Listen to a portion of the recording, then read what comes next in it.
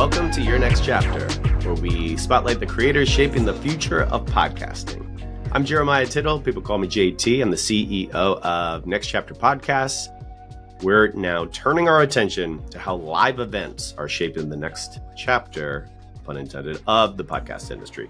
As someone dreaming up a podcast event in my current hometown, the island of Ibiza, I'm excited to sit down with others in the industry to explore what's possible when audio meets real life connection and events. From one European podcaster to another, I'm so happy to be welcoming a guest today. It's Andreea Coscai, who brings international experience in marketing, production, social media, and community building. Based in Romania, Andreea is the creator of Eurowaves, a publication devoted to Europe's podcasting scene.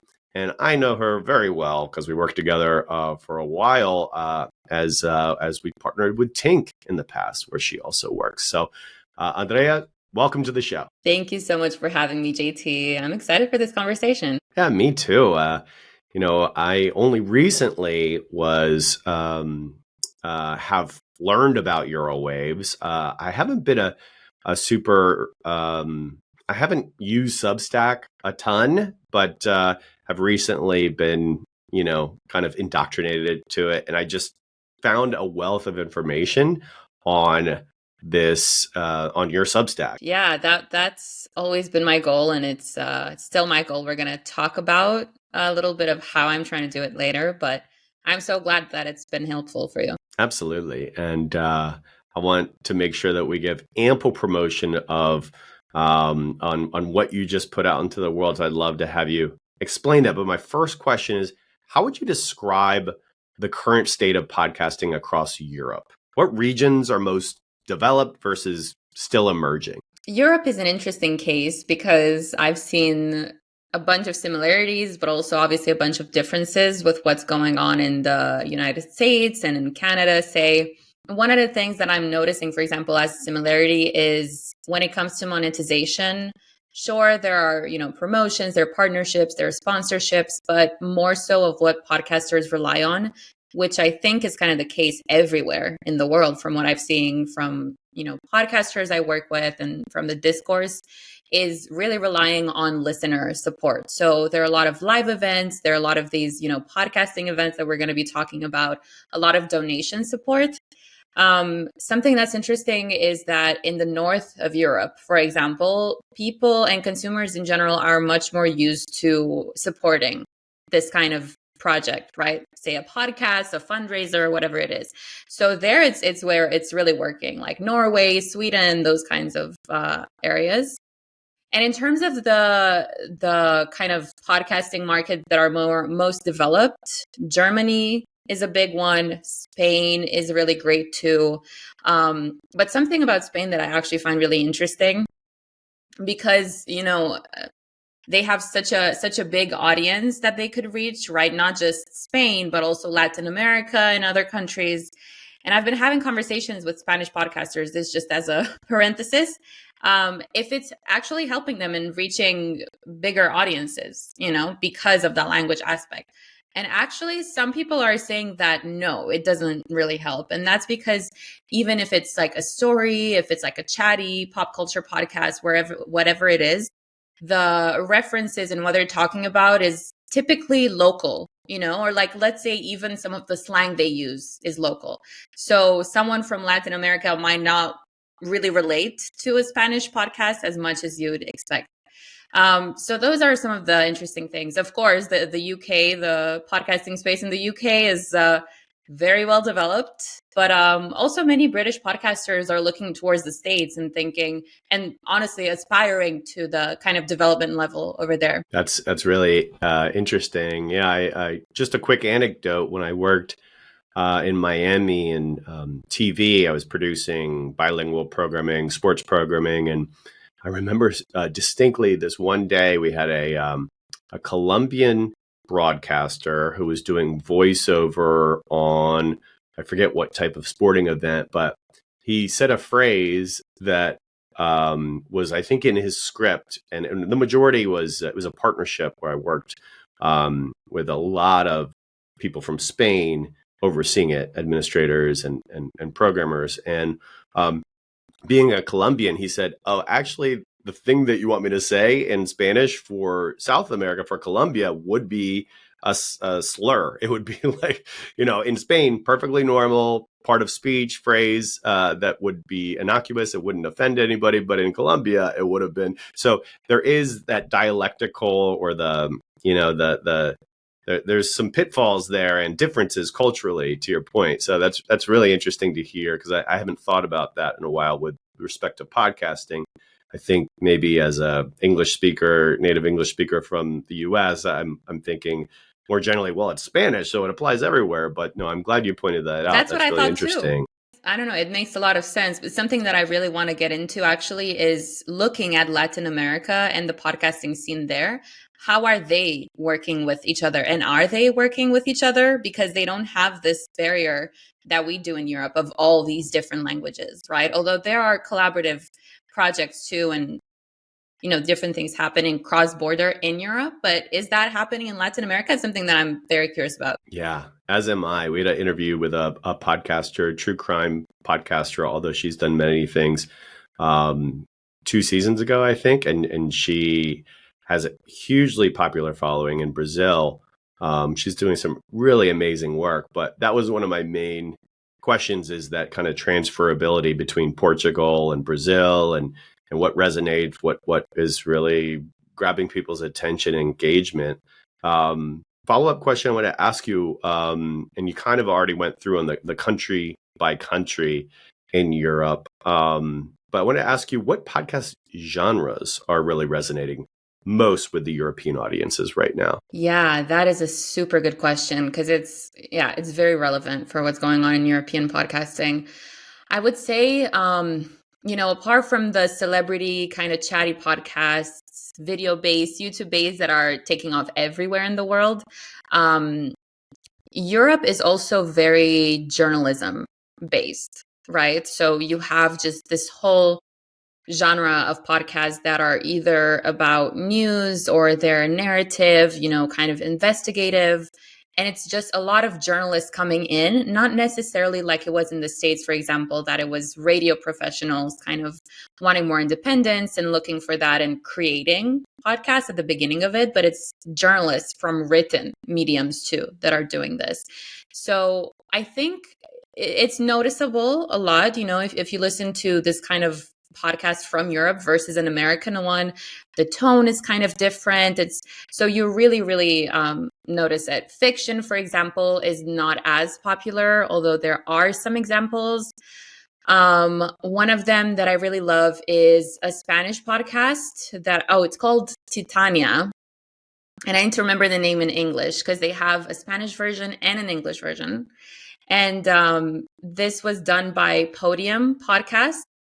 It's a fiction branded one. And I mean, this is like a pretty normal thing in the States, right? It's not like it's such a rare occurrence. But for Europe, it just really tells the story of, this can be a successful project. It was so successful that it was award-winning, and then it was translated into English, and it was branded with a bank. So that's like one of the really cool examples that I love to give. That's, I think, a perfect example. And I'm glad you shared that, because it really dovetails well into the next question about translation. 2 podcast shows ago, so a year and a half ago, roughly, May, the podcast show in London, I did a deep dive. I went to a panel on AI translation services, or AI assisted, not fully AI, perhaps. There were 2 panelists. I checked out both of the companies. We were investigating whether or not to take Play On podcasts, our Shakespeare series, of which we've done 20 different plays thus far, and we're in our 5th season. Do we want to bring this to Spanish audiences? Do we want to bring this to other languages, German, etc.? So we did a deep dive on that. It was really interesting, and learned a lot from that. These conversations that we had with these panelists, and to understand how their companies work, what their business models were, etc. We ultimately decided it wasn't the right move, just given that there's so much nuance, again, sort of that Spain to Colombia conversation about will the language in English, will that even make sense in Spanish in terms of, is this joke funny? The old English, even to current modern English, is a challenge for some of this. And that's why we've hired these playwrights to make adjustments to the language so it's more understandable to modern audiences. But when you get into translation, that's a whole bag of worms, as I say. So can of worms, whatever. But so the question is, I've talked a lot, but I want to ask you, will AI translation services allow for more podcast IP adaptations, or do you think that technology is actually overhyped? I think at this level, it's tricky to say precisely because you're mentioning these cultural differences, right? So AI assisted translations, they've actually been adopted by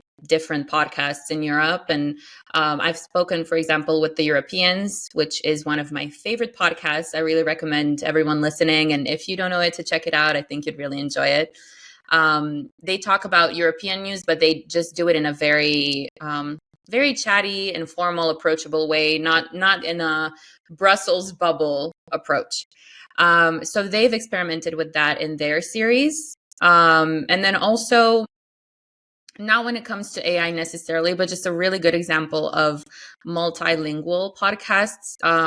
Studio Ochenta, which sadly closed recently, they did a really good podcast. They co-produced it with Swiss Info and other production companies called Lost Cells. So that one was in Spanish, English, and French. So there are a lot of examples like this. Also, WePod is a great that one was a consortium of different podcast organizations across Europe. And they had multiple co-productions on topics from reproductive rights to the life of truck drivers, and they were in different languages.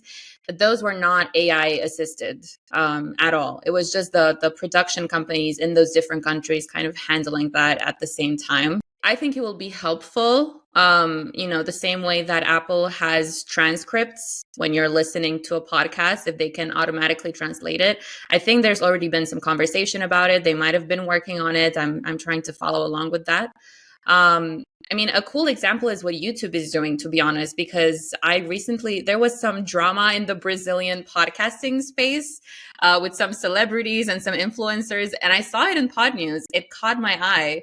And I listened to the podcast automatically dubbed. It still sounds kind of weird and robotic. And YouTube talked about this at the podcast show in London, actually, this year. But I find it fascinating. And, at this point, people like me who are like, okay, I'm down to pass this barrier of the language, I'll try it, will be using this. But hopefully someday it will just be a natural thing and we can just watch anything from anywhere in the world. How is Europe different from the US? Do you see ways in which maybe the American podcast industry gets things wrong about the European market or vice versa? I think a big part of it is collaboration, really. Working in marketing, as you mentioned with Tink, I really know that the backbone of growing a show and growing the industry as a whole, right, is these partnerships that you set up between podcasts, is the kind of connections you make with other podcasters. So in Europe, it's at a local level, but also at kind of continental level, right? So locally, podcasters need to work with each other more to promote each other's work. In Romania, for example, sure, the industry is much smaller, but that doesn't happen. Narrative podcasts don't promote each other. Why not? The listenership is already pretty low, right, of Romanian listeners who are interested in this kind of genre. Promote each other, help each other out. At a European level, again, I would love to see a lot more cross-border productions, cross-border marketing, if the language allows it. I think this is something that the US gets right nationally. But when it comes to kind of across borders, again, I think American podcasters could think a lot more beyond their context. If you're doing this kind of marketing work, partnering up with a podcast, think of how a European listener could be interested in this kind of work that you're doing in your podcast. I wrote an issue of Podcast Marketing Magic, the newsletter from Tink Media, about this specific thing. So if you're listening and you're open to that kind of thing, or you want to try it out, you can check it out, and I give some tips on how to get started. But this is something that I'd love to see more of, because again, ultimately it just leads to industry and listenership increasing. I'm going to ask Nick Kastner, the executive producer of this show, Your Next Chapter, to put all these links in the description, because there's a lot of things that you're promoting, but I think it's all. I mean, for me, I'm super interested in all these subjects, and whoever stumbles upon this podcast, hopefully, I'm sure they're going to want to find these links. So let's get to Eurowaves. What inspired you to launch Eurowaves? What impact do you hope to make with it? Yeah. Well, I started it December of last year, so it hasn't even been a full year yet. But it kind of skyrocketed because there was nothing else like it, really. And the reason that I started it was not only for the podcasting community, but also for myself. As you know, I work with American podcasters mainly, but I recently moved back to Romania, where I'm from. So I felt kind of removed and isolated from the people I'm working with. And I thought, okay, let me see what's going on in podcasting in Romania or, Bulgaria next door, or just in Europe as a whole. So in thinking about it, I was like, okay, we clearly need a community. We need a space to come together. Again, there are some projects that do that, such as WePod, that just wrapped up its 2 years this summer. But there's no newsletter. There was no Google group. There is a Google group right now if you want to be added. If you're interested in Europe, but you're not even based here, that's also totally fine. There are around 500 members now. That's the reason that I started it. And then my goal with it is just really to bring podcasters together, to encourage this collaboration, and to highlight everyone's work, right? So we can get inspired. Like, what's going on in Finland in podcasting? I don't know. Do they know what's going on in Spain? Does France know what's going on in Germany? It depends on who you ask. So as much as we learn from each other and take these kinds of case studies, the more we can be inspired to just keep growing this industry together. That's great. No, I love getting the overview there. And I do want to promote eurowaves.substack.com. That's correct? Right. Yeah. Tell me about this most recent post, the top podcasting events, because this, I think, really dovetails well into us talking about events.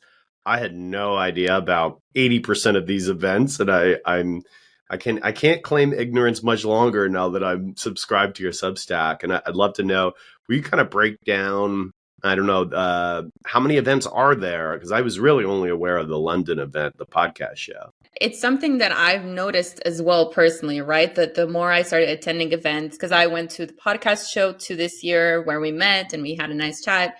I went to a couple more, but I was like, there's got to be more, right? And the more I also met podcasters from these different countries, I saw them sharing about an event. I saw them, posting about attending it or anything like that. So, having one place where all of these events are is such a good resource. If you are, again, European, if you're American visiting Europe, if you're from anywhere else in the world and you want to see what the scene is like, this is where it's at. I think there are about 20 events right now, but this is like a living, breathing page on the Substack. It's free. It's available to anyone. Just subscribe, please, if you want to join Eurowaves. And if you want to take advantage of this resource, it's a living, breathing page, as I was saying. So events will keep being added to it. If you have attended an event, if you organize an event and you don't see it on this list, let me know. I still have to add a few more countries like France, Belgium. So yeah, the goal is just really to offer this resource and keep growing it. What are some of the most impactful podcasting events or conferences that are happening across Europe right now? People are seeing this late October, early November. Are there some winter events that you might recommend, or anything that just stood out to you outside of obviously the podcast show that we both attended in May? Yes, I'd say honestly, the fall I'm really noticing is the best time for podcasting events, especially in Europe. There's so many happening. The one that was just happening last week in Spain that we were talking about before we started recording, podcast days, right, in Spain. Then you have a bunch in the UK as well, like Cheerful Earful, which is kind of, they've taken that one international, which is really awesome. This is really the time. Hopefully if you're finding out about this list in the fall, you can prepare enough for next year and you can just pick and choose. Yeah, I mean, you've highlighted Germany maybe a couple of times, and I would just mention one quick fact that our head of partnerships, Alex Schaffert, is from near Stuttgart, and she's very much championed the German market.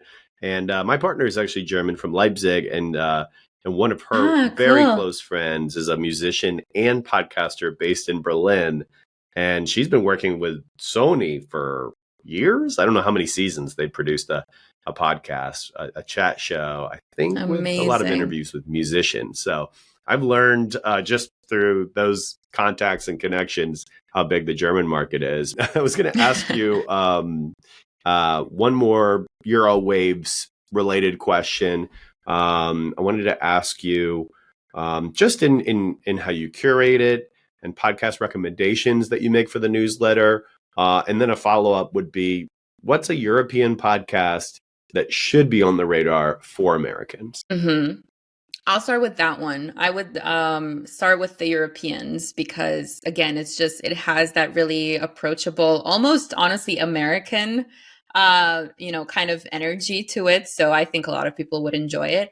And then I would also encourage everyone to check out WePod's co-productions that I was mentioning earlier. If you're more so into narrative kind of work, they have so many options. And again, if you're a language fan like I am, you can listen in a bunch of different languages. And in terms of how I curate Eurowaves, for the interviews, I try to look at different parts of the world, right? So I've had people from the Czech Republic, I've had podcasters from Ireland, from just beyond the biggest markets that we were talking about earlier. And I'm also keeping an eye out on anything that's newsworthy. For example, Audio UK has been releasing so many programs, just so many opportunities for podcasters, and they're available internationally, not just within the UK. So I just had an interview about that as well. When it comes to the podcast recommendations, that's something that's on my mind because sometimes I have a hard time finding podcasts that I will understand, right? And that are not just in English or Spanish or the minimal French that I can understand. So I also consider any podcasts that are international about Europe. If there's someone who's European that has worked on it, and that actually also kind of entails the whole mission of Eurowaves to be collaborative in that sense.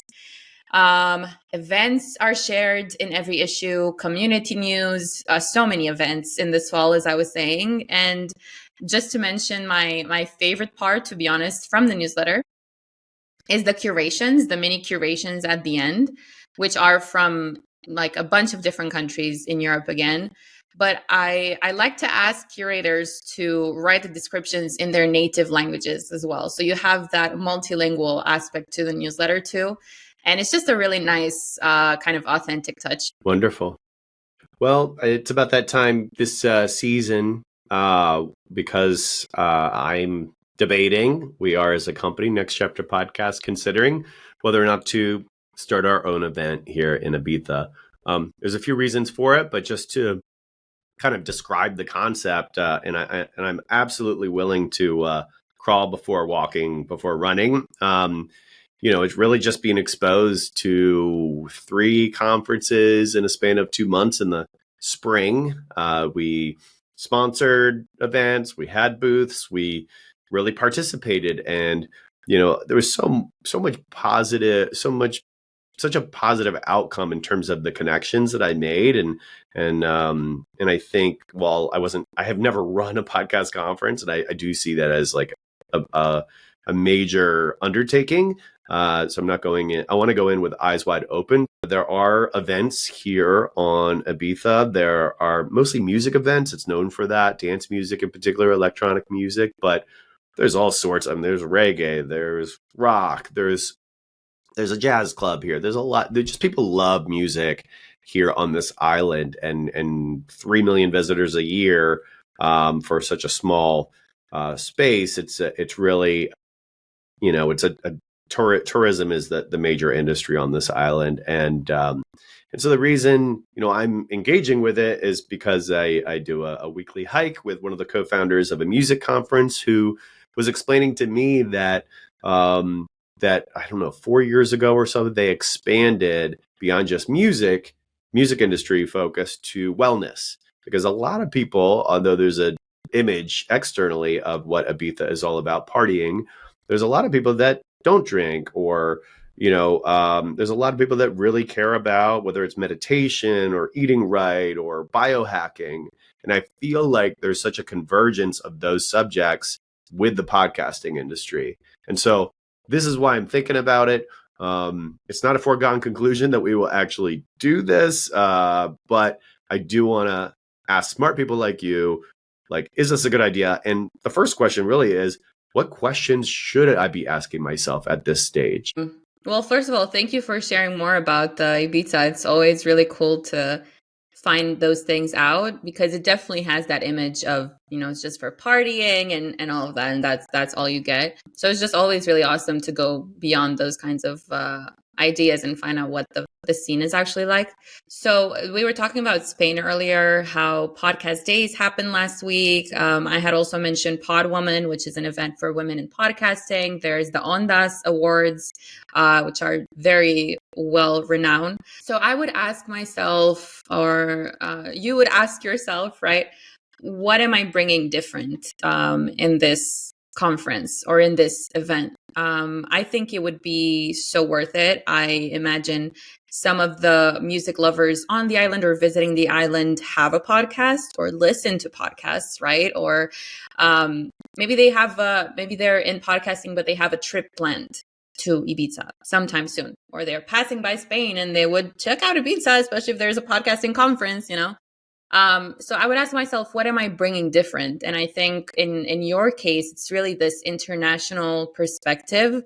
I think a lot of these local events are just obviously local based, but the way we're talking about this international collaboration, there would be people interested in, okay, how do I go beyond just my borders, beyond just what I know, beyond my bubble, and what can I learn from American podcasting? Also, maybe how will I fit it into the schedule or general interests of people in Ibiza, from Ibiza, visiting Ibiza. Yeah, I mean, from what you're saying, I think there's a natural kind of transition from loving music, loving audio in general, to loving podcasts. So I think there's definitely an audience for it. And if you find a way to position it in such a way that you're bringing extra value than what the other podcasting events in Spain have, partner up with them, getting their people to come in as well and be a part of it, I think could be really fun. Yeah, for the beginning of this series, Nick booked Scott Newman from On Air Presents, and it was great because they just did this rebrand, and now the Ambies will be at their event, which the Ambie Awards, like our Oscars for the industry. So that was really illuminating. It was a great conversation to have with him, and for those just discovering this show through this interview, please go check that one. But yeah, there's a big shakeup in the U.S., and so I think one thing I want to make sure is that sustainability is kind of like front and center in terms of the approach here. That we're not that I wouldn't like propose to kind of be podcast movement overnight, because sometimes you can get too big, and obviously you can look at all sorts of reasons why things just shifted this past August. Those announcements were made at Movement in Dallas about Podcast Movement, the twice a year event, and now integrating with South by. So why did that happen? Was it the pandemic? Was it the industry slowing down in some ways and becoming more sustainable? Any other advice you might give me as I chase this idea and kind of dig in? I mean, obviously talk to people, but if you have anybody that I should talk to or anything else that comes to mind, I'd love to know before we. Yeah, I mean, I'd love to give a shout out to Ana Ribera, who I can definitely connect you with. She's at Prisa Audio. She was part of WePod as well. She's just a big Spanish she's a Spanish big podcast lover. So she has a newsletter as well for podcasting. She has a book club, a podcasting club. Anyway, so she'd be a great person to talk to, and she's very open to international connections. I was thinking earlier, I mean, because you're mentioning music, you're mentioning wellness, I would also really center the event around these topics. So, like to make those kind of interlinks. And then nothing that you wouldn't know, such as start small. I think even like a small event could give you that kind of energy that you need and that confirmation that this is worth it and people are into this and we should keep going. I think a lot of people would be excited about it. Yeah. Oh, very cool. Well, I really appreciate all this. I want to, before wrapping up, just to ask you to promote away. I mean, Eurowaves, you have so much stuff going on. Tink, what else would you like people to know about you and where to find you and read your great stuff? Thank you. Yeah, I mean, definitely subscribe to Eurowaves. Again, if you want to be included in the Google group, just, message me on LinkedIn and let me know. I just need your email and you'll be added to a great community of 500 European podcasters and international podcasters. I also edit and I do community for EarBuds. So if you want to promote your podcast, you can submit a curation of 5 episode picks. You can submit it for our community section.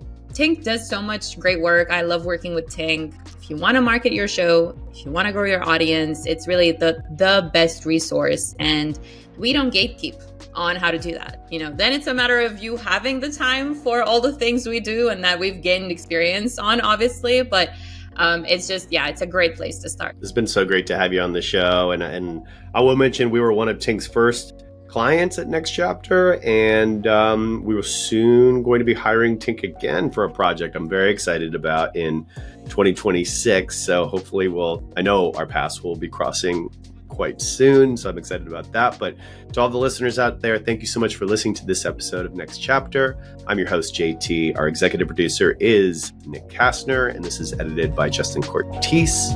We drop episodes bi-weekly, and please follow the show. And thank you so much for listening.